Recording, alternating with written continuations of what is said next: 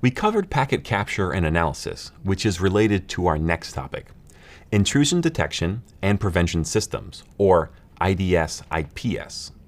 IDS or IPS systems operate by monitoring network traffic and analyzing it. As an IT support specialist, you may need to support the underlying platform that the IDS/IPS runs on.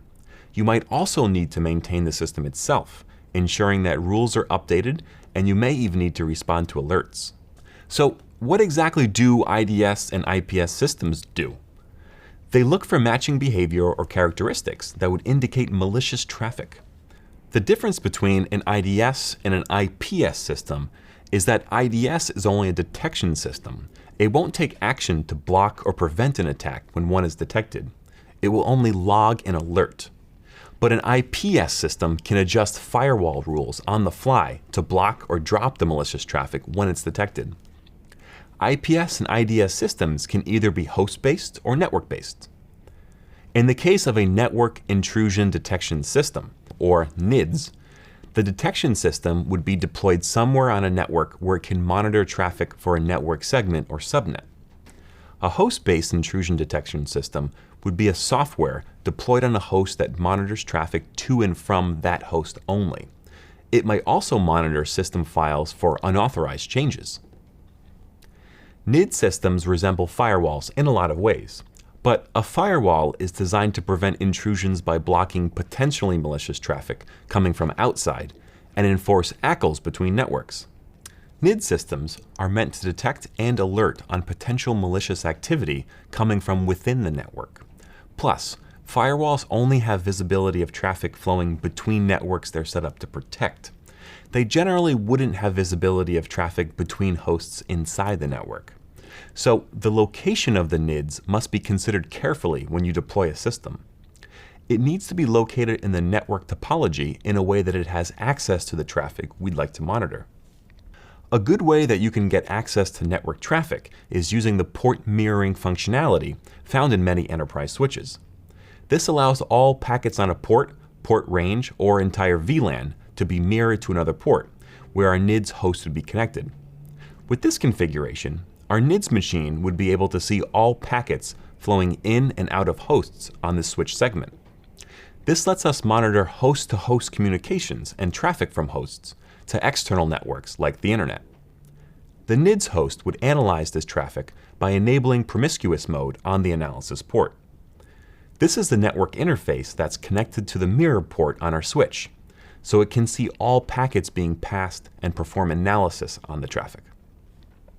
Since this interface is used for receiving mirrored packets from the network we'd like to monitor, a NIDS host must have at least two network interfaces.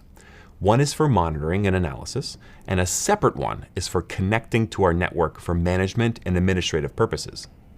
Some popular NID or NIP systems are Snort, Suricata, and Bro NIDs, which you can read about more in the supplementary readings. Placement of a NIP system, or Network Intrusion Prevention System, would differ from a NID system. This is because of a prevention system being able to take action against a suspected malicious traffic.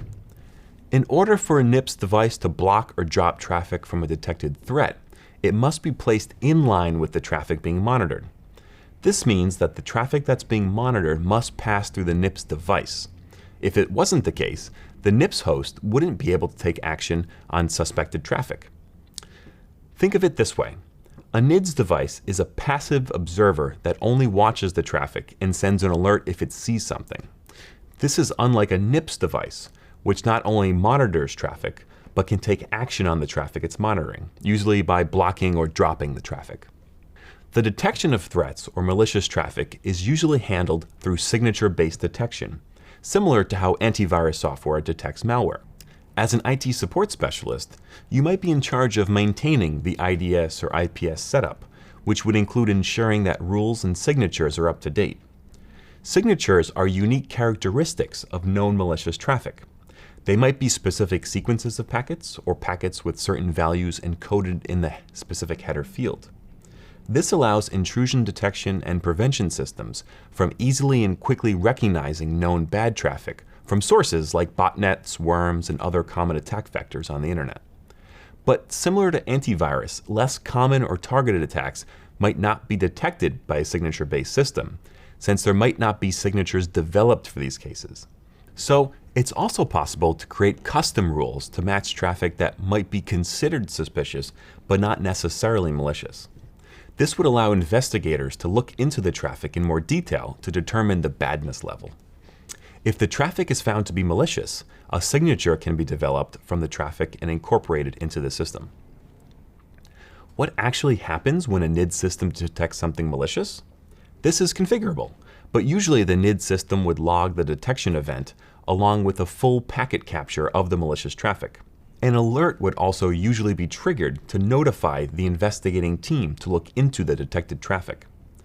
Depending on the severity of the event, the alert may just email a group or create a ticket to follow up on. Or it might page someone in the middle of the night if it's determined to be a really high severity and urgent. These alerts would usually also include reference information, linking to a known vulnerability, or some more information about the nature of the alert to help the investigator look into the event. Well, we covered a lot of ground on securing your networks. I hope you feel secure enough to move on. If not, you can review any of these concepts that we've talked about. Once you've done that, it's time for a peer review assessment to give you some hands-on experience with packet sniffing and analysis. When you've finished, I'll see you in the next video where we'll cover defense in depth.